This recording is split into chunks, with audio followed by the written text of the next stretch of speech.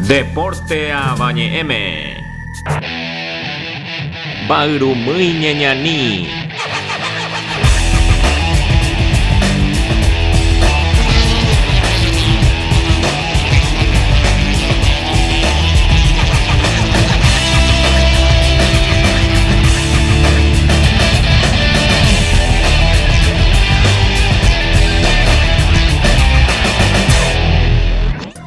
Era Miguel Chaparro, soy corredor de auto.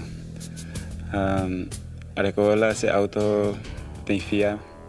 1616 válvulas, hay categoría N2. Hoy algunos detalles de ese auto donde estoy de nada muy por nada porque hoy lomo y eso sobre lomo rampa cojan guaja pedazo de punta por el motor y cojo cuando estoy la upea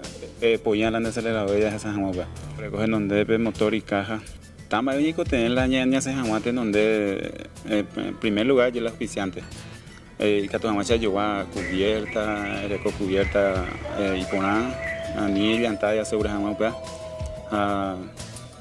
mía la importante de allá cuando es regular y mía porque pegando gusta eso porque oñitillo sola hago de punta a pegar la peso o pasen donde otro a pegar siempre de punta anda y captura es a Santa Intila y ubicando y cubierta